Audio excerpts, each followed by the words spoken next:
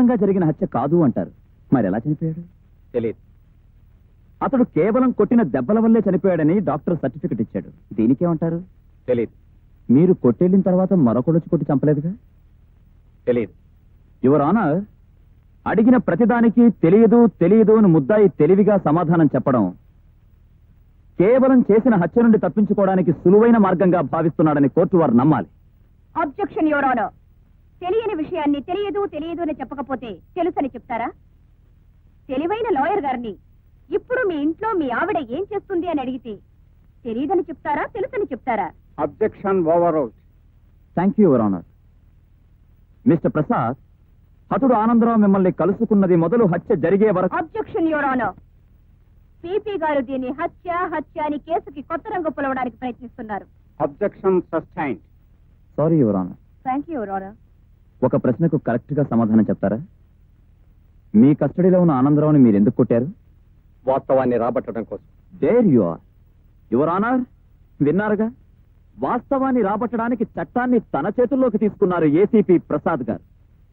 వాస్తవాన్ని రాబట్టడానికి కోర్టులుండగా చట్టాలుండగా ఒక police officer అలాంటి ప్రయత్నం చేయడం అన్నది కావాలని చేయడమేనని కోర్టు వారు నమ్మి సాక్షుల్ని ప్రశ్నించడానికి అనుమతించవలసిందిగా కోరుతున్నాను. ఆ రోజు మీరు ఏసీపీ ప్రసాద్ గారితో స్టేషన్ లో ఉన్నారు. అవును సార్. అంటే ఆనందరావును కొట్టిన సమయంలో? అవును సార్. మరి మీరెందుకు ఆపలేదు? చచ్చిపోతాడు సార్ అంటే ఇలాంటి వాడు చచ్చిపోయినా దేశానికి వచ్చి నష్టమేమీ లేదన్నారు సార్. ఏసీపీ ప్రసాద్ గారు ఆనందరావును చావబాతుంటే మీరు ఆపే ప్రయత్నం చేయలేదా? చేశాను సార్. సర్కిల్ ఇన్స్పెక్టర్ గారితో పాటు నేను ఆపే ప్రయత్నం చేశాను. అతడు ఆనందరావును ఏసీపీ ప్రసాద్ గారు కొడుతూ ఉంటే నువ్వేం చేస్తున్నావు? నేనేం చేస్తానండి, పెద్ద పెద్ద ఆఫీసులో చూస్తానున్నారండి. ఆడితో పాటు నేను చూస్తానున్నాను. మరి నువ్వు వద్దని చెప్పలేదా? మనం చెప్తే ఏంటారేటండి? అంటే ఆయన కొట్టిన దెబ్బలకి అతను చచ్చిపోయాడంట. హోమ్ మీద నౌకలు చెల్లిపోయండి, చచ్చిపోయాడు. ఆయన కొట్టి వెళ్ళిపోయిన తర్వాత అతను మీరు చూశారా? అయ్యగారు వెళ్ళిపోయాక చెలుకు లాగేసామండి. పొద్దుటేళ్ళు చూస్తే ముక్కమ్మటే మూతమ్మటే నెత్తురు గారి చచ్చి పడిపోయానండి. అంటే ఏసీపీ గారు కొట్టిన దెబ్బలకు తెల్లవారేసరికి ఆనందరావు సెల్లో చచ్చిపడున్నాడు కదూ. Please note this point your honour. Objection your honour. కావాలని ఒక పోలీస్ ఆఫీసర్ ని నేరంలో ఇరికించాలని పీపీ గారు దృఢ సంకల్పంతో ఉన్నట్టున్నారు. ఆనందరావు చనిపోయిన మాట వాస్తవమే. But it's purely an accident. Your honour, అది యాక్సిడెంట్ అయితే కోర్టుకొచ్చే ప్రతి హత్య యాక్సిడెంటే అవుతుంది. ఎవరి మీద కోపం ఉంటే వారి మీద కారెక్కించి యాక్సిడెంట్ అని రుజువు చేయొచ్చు. Objection overruled. Thank you your honour.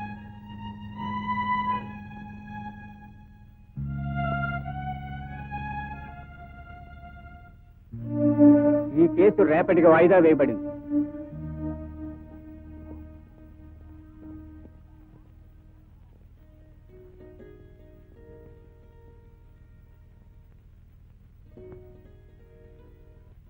నాకు సహాయం చేయబోయి మీరు ఇబ్బందిలో పడ్డారు. ఇక న్యాయానికి సావే లేదంటారా? న్యాయానికి సాక్ష్యాలు కావాలి. అవి నా దగ్గర లేవు. నిజాలున్నాయి కదా, ఇవి నిజాలను చెప్పడానికి కూడా సాక్ష్యాలు కావాలి. నిజం తెలిసినా కూడా కోర్టులో న్యాయం జరగదంటారా? నిజంతో న్యాయాన్ని జయించలేవని ఇప్పుడే నాకు అర్థమైంది.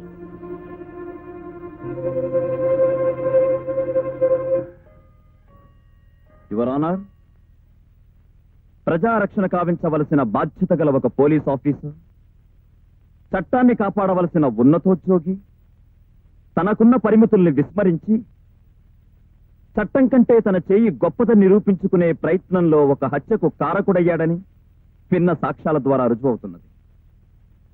రక్షణ కోసం ఏర్పడిన ఈ వ్యవస్థ తన గొప్పతనాన్ని నిరూపించుకోవడానికి ఆ ప్రజలపైనే తిరుగుబాటు చేసి ప్రజల్ని భయభ్రాంతుల్ని చేయడం చట్టం సమర్థించకూడనిది. కాబట్టి హత్యకు పాల్పడినందుకు ముద్దాయి ప్రసాద్కి ఐపీసీ 119(302) సెక్షన్ల ప్రకారం కఠినమైన శిక్ష విధించి ప్రజల దృష్టిలో కించపరచబడుతున్న పోలీసు వ్యవస్థను ఉద్ధరించవలసిందిగా కోర్టు వారిని కోరుకుంటున్నాను.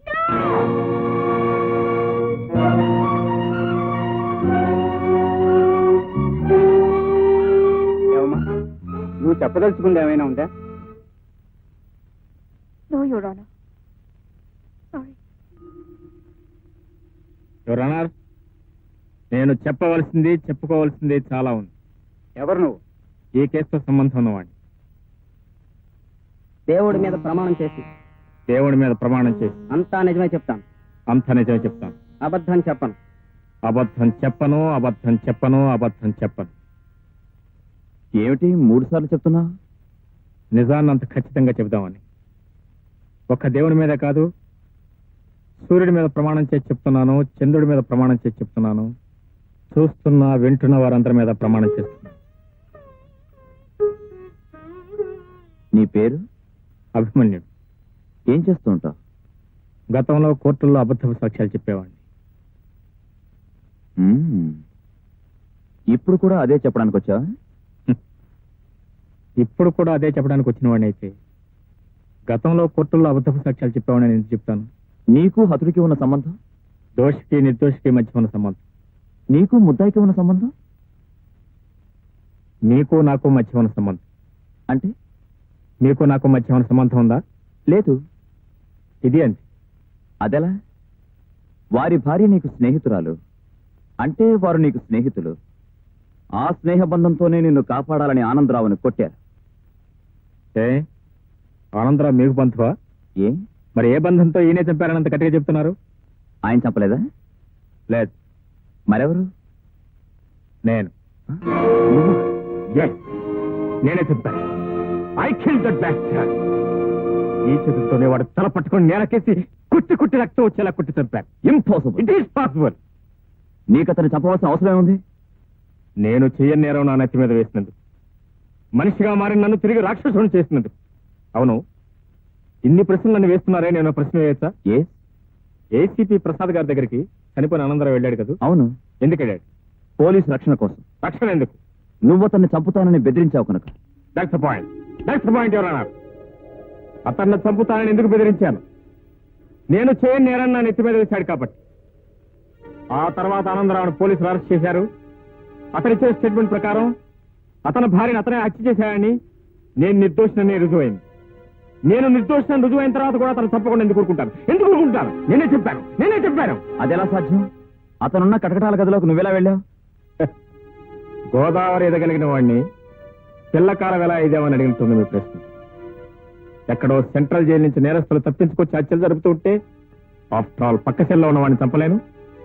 అతనున్న సెల్కి నేనున్న సెల్కి మధ్యలో కటకటాలు మాత్రమే ఉన్నాయి. ఆ కటకటాల పక్కన అతను కూర్చున్నాడు. కటకటాల్లోంచి నా చేతులు వెనక్గా పోనీ చేతులు మెడ పట్టుకున్నాను. అతను ముక్కుల్లోంచి నోట్లోంచి రక్తం కక్కి తెచ్చేలా అతని గొంతు నొక్కి నొక్కి నొక్కి చెప్పాను. అతను నేనే చెప్పాను. చిట్ట చివరి సమయంలో వచ్చి తీరుపడిగా నిజాన్ని ఎందుకు అంగీకరిస్తున్నారు? నా మూలంగా నిజాయితీ గల ఒక పోలీస్ ఆఫీసర్ బలి కావటం ఇష్టం లేక, నా కారణంగా ఒక ఇల్లాలి కాపురం కూలిపోవటం ఇష్టం లేక, నా బ్రతుకు ఒక అబద్ధాల పుట్టగా మిగిలిపోవటం ఇష్టం లేక, దీని మూలంగా ఒక దేవతకి ఇచ్చిన మాట తప్పటం ఇష్టం లేక. యువర్ ఆనర్, నేను ఇదివరకటి వ్యక్తిని అయితే ఎవరిని గురించి ఆలోచించేవాడిని కాదు, దేని గురించి లెక్క చేసేవాడిని కాదు. కానీ నేను ఇప్పుడు మారిన మనిషిని. నా మూలంగా ఒక నిరపరాధి అన్యాయంగా శిక్షింపబడటం నాకు ఇష్టం లేదు. అందుకే మీ ముందుకు నేరాన్ని అంగీకరిస్తున్నాను.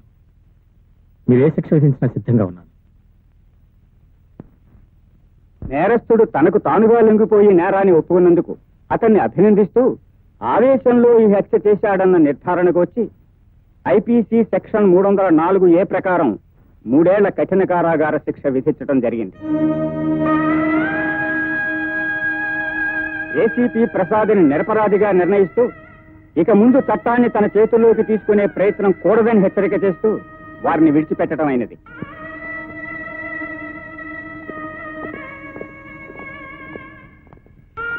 అభి, ఎందుకు ఇలా చేశావు? చంపడం, సాక్ష్యం చెప్పడం. అబద్ధపు సాక్ష్యం చెప్పడం లేదు.